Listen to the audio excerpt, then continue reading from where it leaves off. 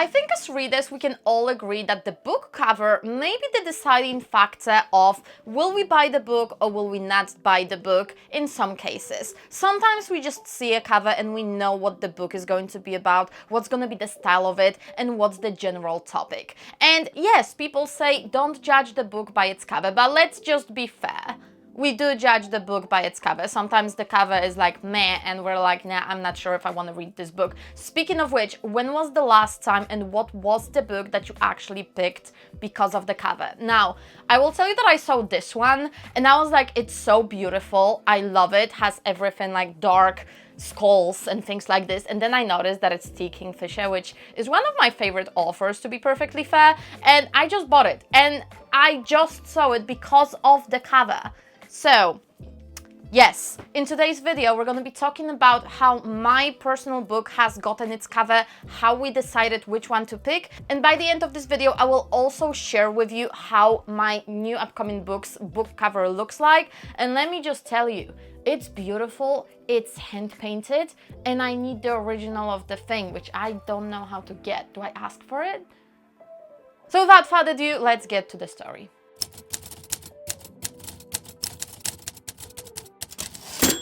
I have started working with my cover designer, Catherine, this week. And let me tell you one really important thing. I knew that Catherine was working for my publisher, and I was really hoping that I would get her as my designer because I really liked her works. She's amazing. I'm following her on Instagram, and I was just really hoping really hard that I would get her. So the moment I got the introductory email to my cover designer, I probably lost it a little bit and needed a cup of tea to calm myself down. And that meant Catherine was officially assigned to my book. The horror. I'm obviously not a designer and I have absolutely zero experience when it goes to the covers. I just know which ones are pretty, but I cannot really tell you why exactly I think they're pretty. So let's just say it's really refreshing to work with someone who has that knowledge and can help you out. And obviously after our meeting, there was good old waiting time. And the moment I actually got the first ideas for the covers, and I got 4 of them, I had a little panic attack. And it's not because they were ugly. They were pretty, but they were missing the genre of the book entirely. And while I cannot really show you all 4 of the covers that have been proposed to me because I think it's against terms and conditions in my contract, but I will just kind of paint you a picture here. My book is categorized as dark fantasy. There are folktale monsters like banshees, lycos, and more. The general world is based on Celtic, Nordic, and Slavic folklore, and the title Crown of Shadows is worn both by male and female rulers.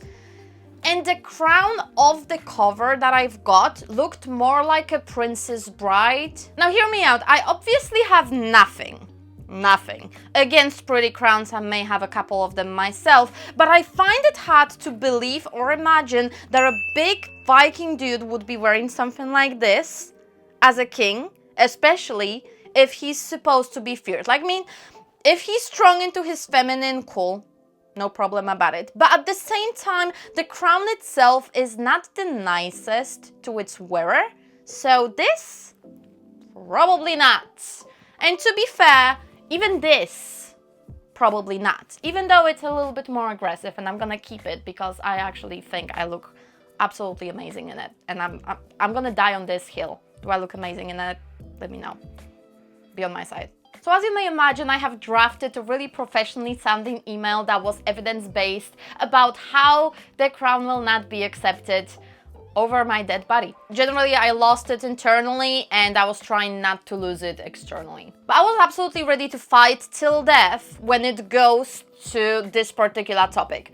Here's why. So the issue is, if I saw a crown like this on a cover, I would think that the book is romantasy, princess and knights, maybe something cute in a way, not really dark fantasy, torture and folktale monsters. So the audience that would grab this book would not like the book, and the target audience that I want wouldn't even look at it. And that, my dears, is a problem. So fast forward to my little meltdown. Someone upstairs has agreed with me and the crown has been redone for the cover.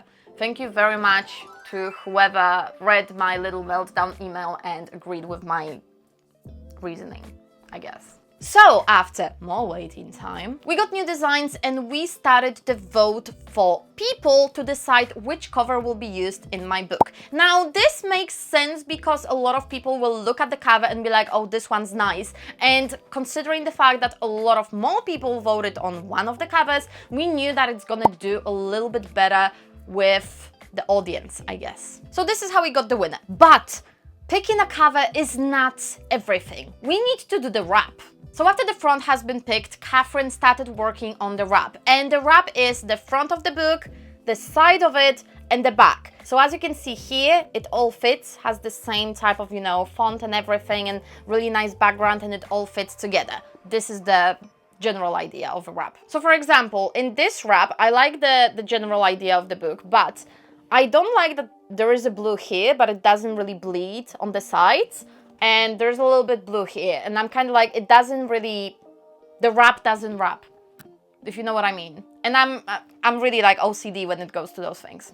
And obviously the wrap also includes information such as book blurb and eventually the little bio about the author. Now generally I am not the biggest fan of the bios of the author on the back, but considering that the blurb wasn't that big and it kind of fits, this is what we came up with, and there is a bio of the author on the back. Now this may change because we're now sending the ARCs to reviewers and other authors, so maybe my bio will go away after all and we're gonna replace it with things like this, so like reviews and stuff. So we never know, this may change. I wouldn't really mind because I don't know, I don't like the bios on the books. What do you think about it? Leave me a comment down below because I'm kind of like mixed feelings here. So behold the full wrap of the White Raven Tales Book 1 Crown of Shadows. And do let me know what do you think about it down below in the comments. I'm always really interested for some feedback, and maybe if you think that something is too much, too little, just do let me know. Now hear me out. Working with a designer is mostly saying yes, no, maybe, and giving a feedback.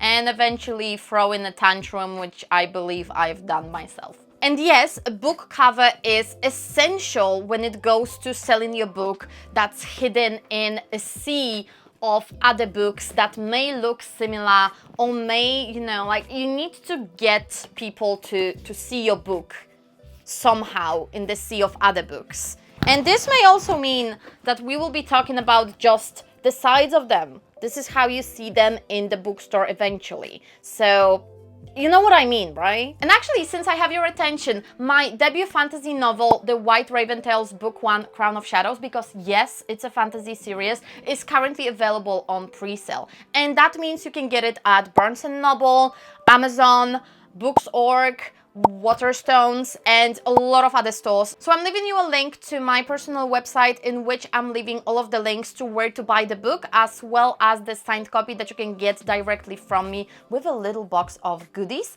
as well as the Amazon pre-sale link. And if you would be willing, I would really appreciate it if you went to Goodreads and clicked want to read on my book, because it really extremely helps the writers, especially the new ones, to get the word out there. Thank you very much. And quickly about the book, it's a multiple POV, 5 to be exact, in book 1, dark fantasy series, which includes dark magic, Celtic, Nordic and Slavic themes, folklore creatures, deeply psychological motives, and between the lines, the dichotomy of the good and the evil, a little bit, and maybe, just maybe, a little bit of forbidden romance. If this sounds like something down your alley, maybe give it a try, read a little bit more about it on my website or on the pre-sale websites as well.